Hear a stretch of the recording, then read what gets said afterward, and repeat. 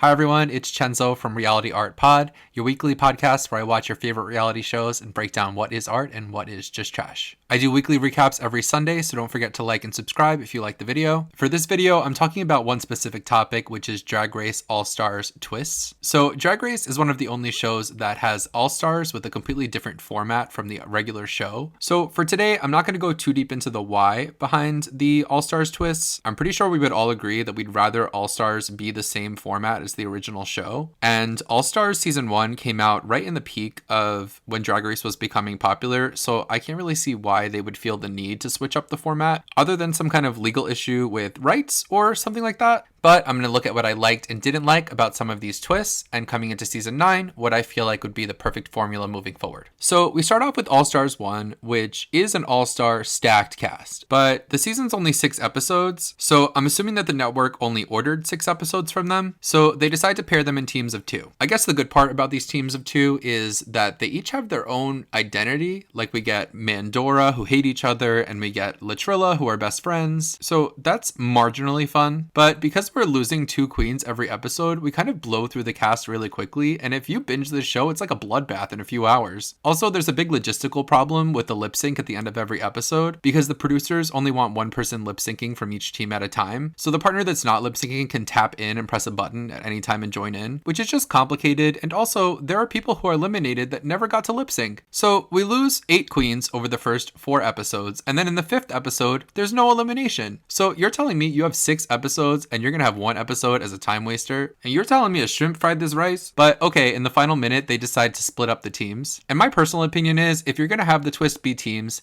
commit to it. Keep them together, crown 2 winners, but they split them up and then they crown 1 winner, so the twist kind of completely falls apart. So overall for me, Season 1, the twist, it's a no for me, dog. This is probably the worst that it ever was. So Season 2, we get the introduction to the classic all-star rules, quote unquote, where the top 2 lip sync against each other and the winner gets to pick someone from the bottom to send home. So for me, this came across as a big upgrade from Season 1's twist, but it doesn't work as well when half the cast is from the same season, Season 5, and 3 out of those people are in a named alliance from the previous season. And from the beginning, we have the queens having this moralistic debate about how they make these decisions, where they almost always are going to decide based on track record. So really, the judges' critiques play a big part into who goes home every episode, but why are we having the queens decide this? So I think it would be easier for us to judge this twist if the cast was more fair and balanced. We also get on this season the first redemption twist on All Stars, where the eliminated queens are paired up with queens that are currently in the game, and the top 2 eliminated queens lip sync against each other for their life to get back into the game. This for me was fun. We ended up getting the Alyssa Edwards against Tatiana Shut Up and Drive lip sync. So overall, this really worked for me. I don't think anybody was complaining about this happening. We get Season 3, which is pretty much the same format as Season 2. A big difference was the redemption twist, where there are 2 teams competing against each other. One team is the eliminated queens, and if that team wins the challenge, then the winner would choose which of the current queens goes home, and they would come back into the game. And if the girls who are currently in the competition win the challenge,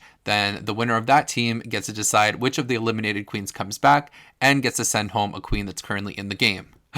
I'm confusing myself saying it, but them's the rules. So this was just confusing. But through this, we start seeing how weighing it is for the queens to have to make these decisions that really the judges should be making. Where I think having to make the decision of who comes back into the game as well as who goes home was just too much for Dela, and she ends up pulling herself from the competition. And the final twist for the season is that all of the eliminated queens would come back and basically act as a jury and decide who the final 2 out of the final 4 would be. And for me, I think it would be different if the queens in the game knew that this was going to happen from the beginning and there could be a little bit of gameplay around it. And again, you're just left off like, why is this happening? So through this, a frontrunner in the competition is kind of just sniped out at the final 4, and they never do this again. So onto Season 4 that follows the same base structure as Season 2 and 3. The biggest difference here is how the redemption episode went. So this is also confusing. The first 4 eliminated queens lip sync against 4 queens that are in the game still. If any of them win the lip sync, they replace the other queen in the game, which could have been fun, but could have been really awful. I'd be interested to see what happened in the universe where one of these queens actually did win their lip sync and replace a girl in the game. But none of them did. And even Latrice, who ended up winning her place back in the game, didn't actually replace Monique because they decided they both would stay. So what are the rules? Why are we doing this? Also, this would have been a lot better if they weren't lip syncing to RuPaul songs. Also, it didn't make a lot of sense to me that 2 of the queens were safe and didn't have to participate in this entire episode. Why didn't they just wait a week and do it the following episode and have 5 eliminated queens and 5 queens in the game? All of it is so confusing and none of it makes any sense. So, on to All Stars 5, and we get a big change. Instead of the top 2 lip syncing, the top winner of the week is going to lip sync against an assassin, which could be really fun, right? Bring back a lip sync assassin to really test their mettle. And the lip sync assassin is going to have the lipstick that all of the rest of the queens have voted for. So let's talk about the assassins. My biggest problem with the assassin twist across the board is there is no prize for them to win. So yes, on the original season, they would be lip syncing for their life because there is money at stake for them. But sometimes they come out, they do their little thing, they're not going to pop a kneecap for this. Sometimes I think they look over and see their close personal friend in the bottom and they don't even want to try, they don't want to be the person that eliminates their own friend. This season had no redemption episode, but when I was watching it the first time, I didn't really notice that. I didn't miss it too much. But typically, I enjoy the redemption. I think it's nice to see someone get another chance. Another thing to point out about the group voting is, I think, again, the queens aren't doing what the producers want because the votes were unanimous 5 out of 7 times. So I think that's just further testament to the queens not wanting to play the game the way that the producers would like them to. I think a large part of it is backlash or fear of the reaction that the fans would have for sending home one of their favorites. I mean, I see where they're coming from because would you want to stick your neck out and vote against the group if 6 months from now, when the show airs on TV, whoever you voted for's fans are going to come for you? So season 6, we get assassins again. Although on this season, I really wanted to see a lot of these queens lip sync against each other. The big twist on this season is the redemption twist, where we find out pretty early on that there's a game within a game happening. So the whole season, there's lead up and we know that something's coming, but towards the end of the season, we get a lip sync Lollapalooza smackdown.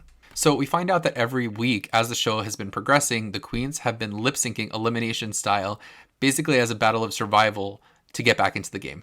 This Lollapalooza episode was one of the best episodes of Drag Race in a very long time. For me, I thought this was so cool. Obviously, the end result of this twist wasn't as exciting because it just ended up being a revolving door where the person who just went out came back in. But it's not about the destination, it's about the journey. I thought this was fun. So season 7, all winners, they decide to eliminate nobody along the way. This format was so confusing for me to keep up with. So instead of eliminations, they are collecting stars along the way. The top 2 of every challenge gets a star.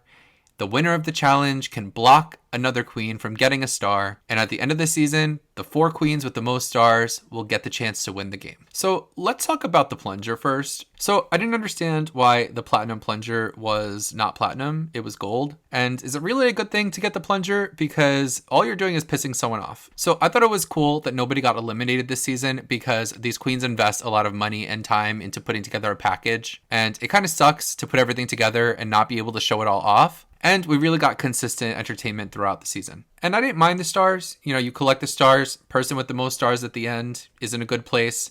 Makes sense. But it's another twist that ends up going off the rails in the end because you spend the whole season working your butt off to get 1 star.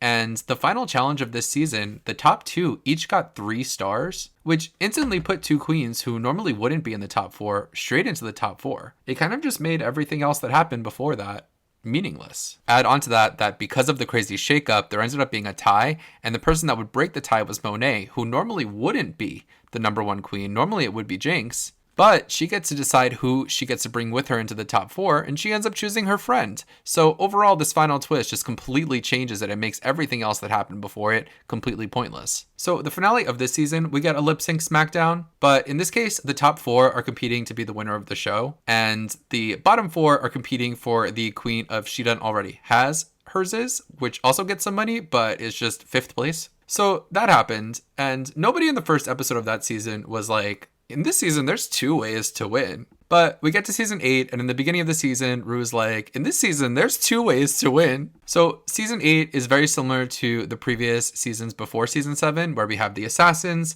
we had no redemption twist, and we got the fame games as the second way to win. This was marketed for me that there were going to be 2 winners. But the fame game structure is that the eliminated queens are going to show off their looks every week. They're going to post on social media and campaign for votes. And at the end of the season, America's going to vote, and whoever has the most votes is going to win the fame games and get some money. So, okay, we're following along. Each week in Untucked, we get to see their runway presentations. So then we get the talent show performances right before we have to vote for the Fame Games. And we find out that the top two All-Stars, James and Lala, are going to spin the wheel to find out how many times their votes are going to be multiplied. So their votes could be multiplied by 2, by 3, or by 5. James wins 2 and Lala wins 3. And so for me, this was broken because any of the other queens that didn't win this multiplier probably left this season feeling like they had no chance to win. Like, Lala and James are already very popular. They have huge followings. So to multiply any of their votes, even by 2, let alone by 3, is just going to shut out anybody else. So the queens rightfully didn't do that much on social media to campaign during the season for the Fame Games. And now I can see why. So for me, it's just another example of the producers having a kind of cool idea and then just ruining it themselves. So there it is, 8 seasons of twists.